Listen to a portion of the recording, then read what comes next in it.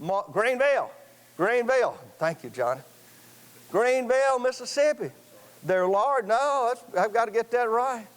Folks at Greenwood are mad at me, and the folks at Greenville.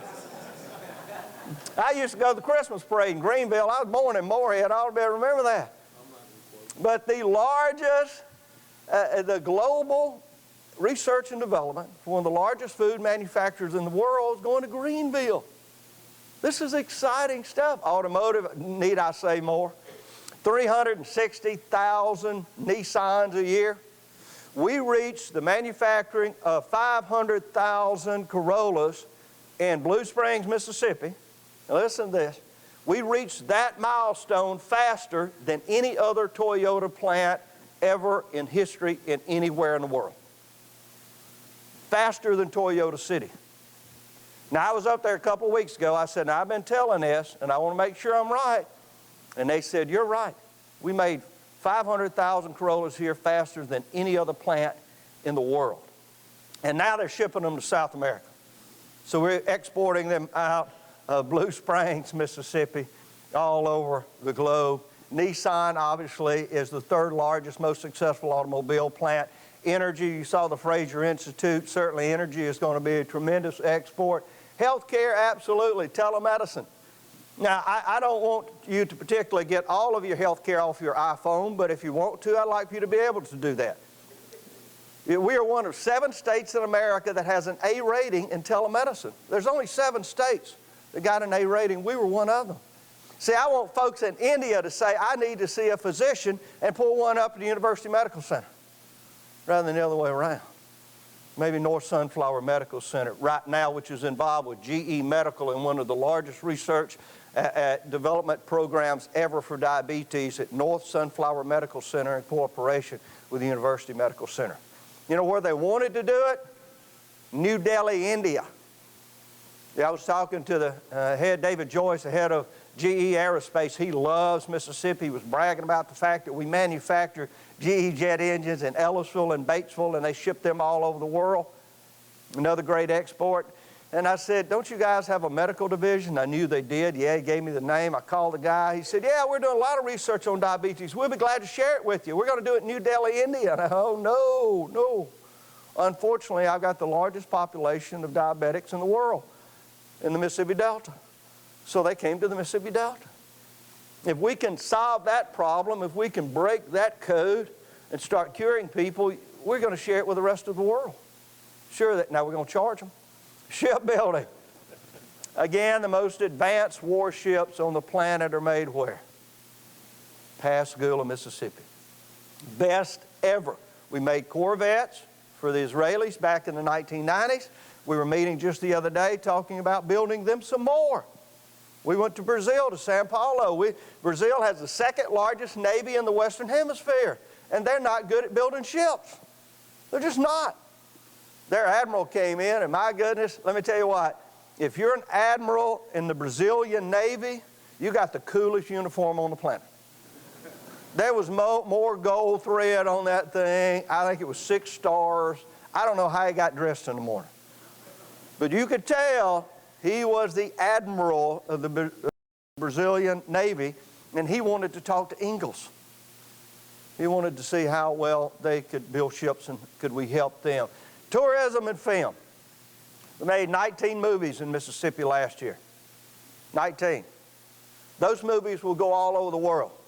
In fact, when we started talking to Tate Taylor about Get On Up, the biopic of James Brown, he said, well, the really difficult part is to factor in what the sales are going to be in China. Because if a third of all of the adult males decide to see this movie, it'll be one of the largest grossing movies in history. Those are the numbers you have to think about. What's it going to do in Europe? What's the European market for a film made in Mississippi? It's huge. They love American films. They love American films made apparently about guys who are in blues and rock and roll and drugs. Well, maybe at least blues and rock and roll. They love James Brown, so you send that thing to China, and every guy that can get some bucks together is going to go see it. Music, I don't care where you're at. I was on an elevator in Tel Aviv, and I got on the elevator and was going up, and I think it was golly, one of Marty Stewart's songs, that theme song of Marty Stewart. I don't remember the name. He's going to kill me for it. That's worse than Greenwood and Greenville. But it's Marty Stewart's theme song that he plays on the Marty Stewart Show was playing on the elevator in Tel Aviv or Jerusalem. Wow. I know that guitar lick. I've heard that somewhere before. It was singing superlatives and Marty Stewart. Yeah, we ship our music. Mississippi has, of course, the birthplace of American music. Just the other day, we're opening up the Americana Music Triangle from Nashville to Memphis to New Orleans and back. 9 different genres of American music, 9, which is about all of them, started in that triangle. Woo! That's some kind of cool stuff. Yeah, go over to Muscle Shoals, Alabama. I mean, New Orleans. Where did jazz come from? Sure, blues, right here in Mississippi, down at the crossroads. You know, when Derek and the Dominoes was singing that, and Eric Clapton, I thought it was just a cool song. I had no idea they were talking about the Mississippi Delta.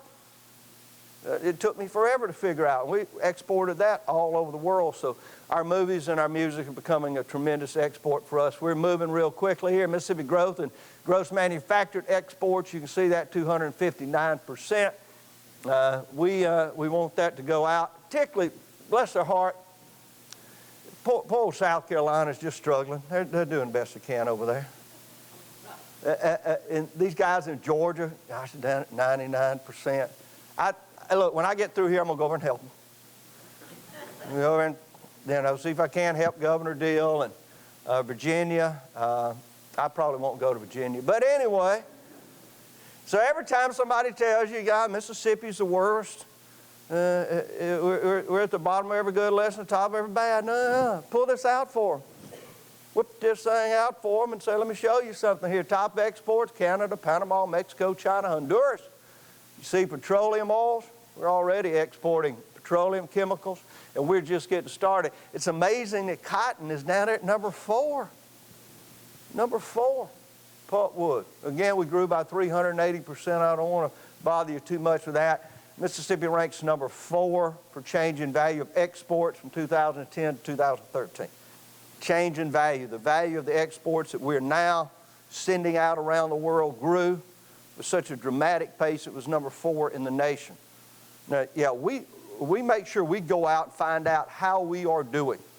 We want to check and make sure that we're competitive with South Carolina, North Carolina. Why? That's the growth factory of the United States. Everybody's coming there.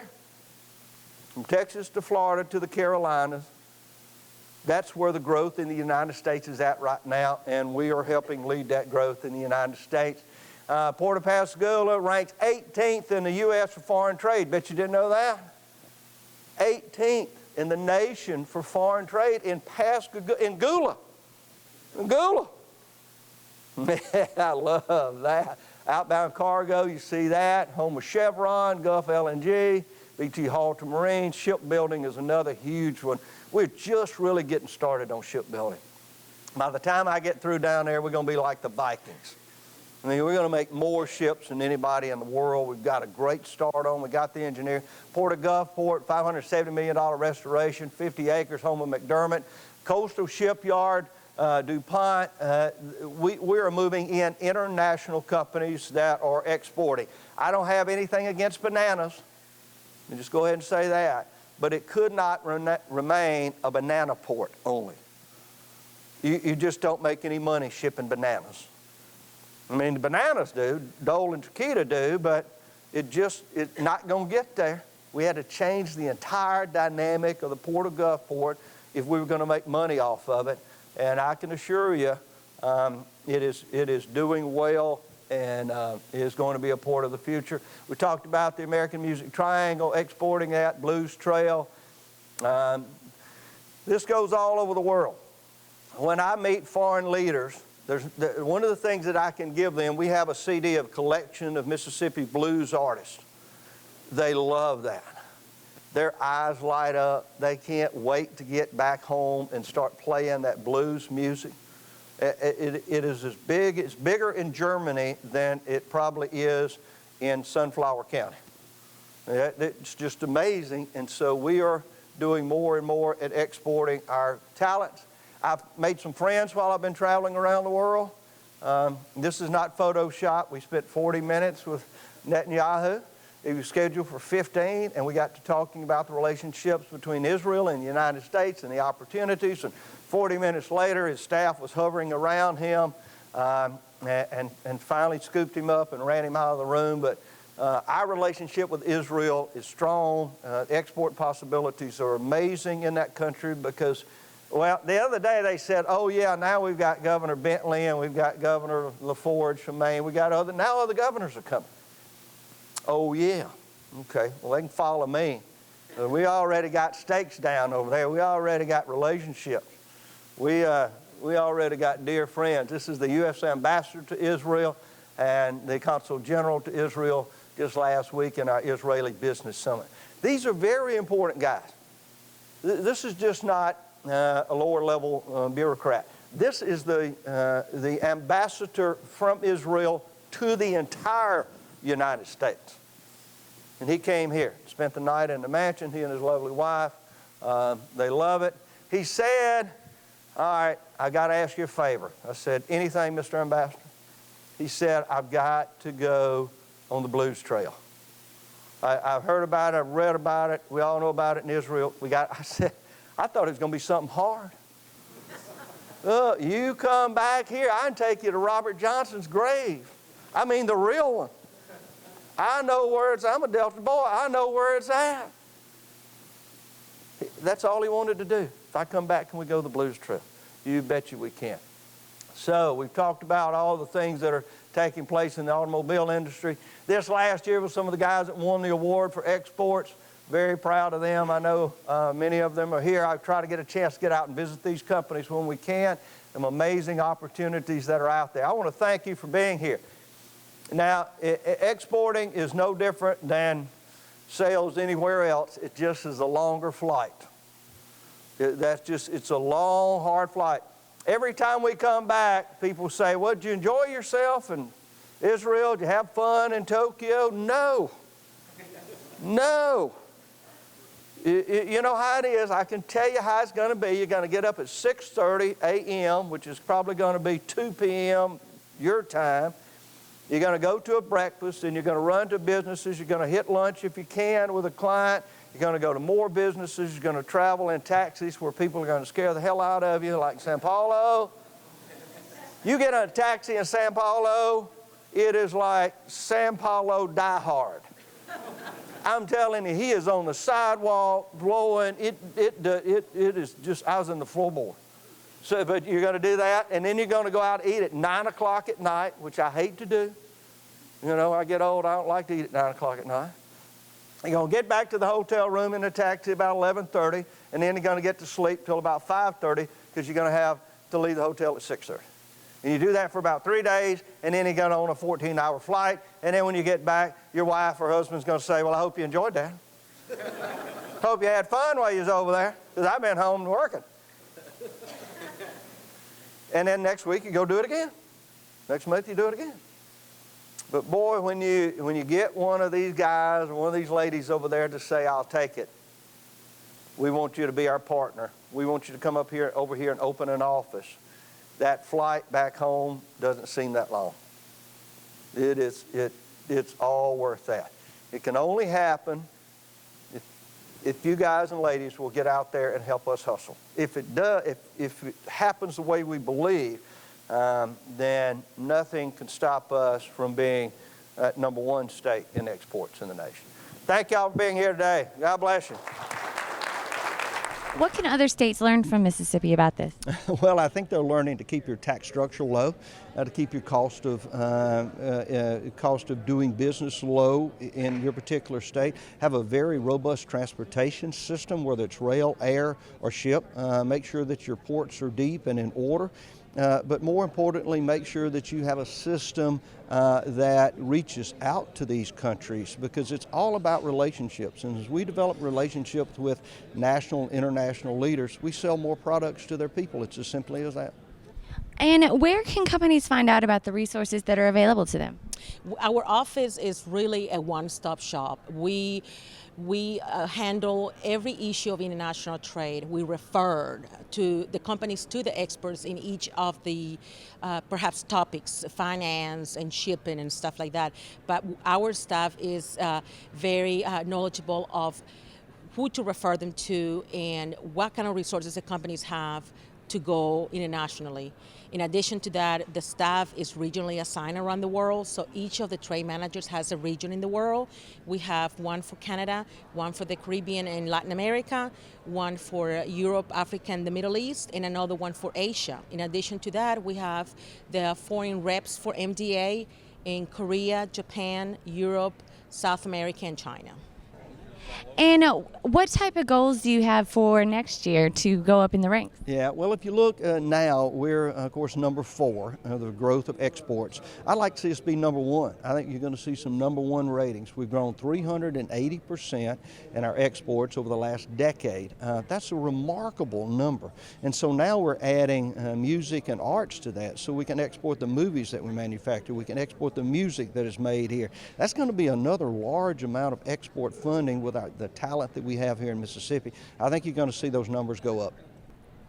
Is there anything else you'd like to add?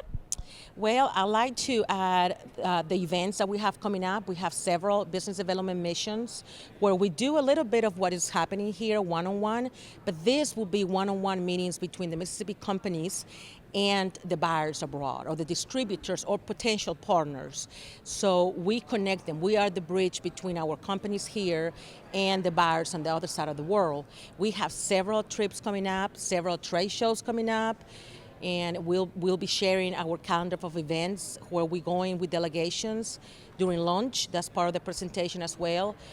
We are heading to Europe soon. We're also heading to South America and Central America, Canada, Korea, and Japan. So we have around 10 of those business development trips and trade shows that we do a year.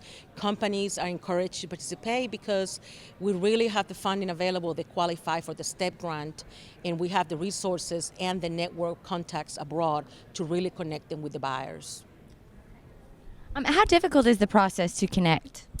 You know, it's not that difficult. It does take a little time. International trade is not something that happens overnight. You have to build those relationships across the world, but that's what we're here for. So we can do the connections for the companies in Mississippi. And we have been doing this for a long time, so we have a large network of contacts and the connections that they can utilize. So it's just patience and determination, because it is rewarding and very profitable, and 95% of the consumers in this world are outside of the U.S. So companies must diversify and export if they have a product, of course, that is in demand overseas.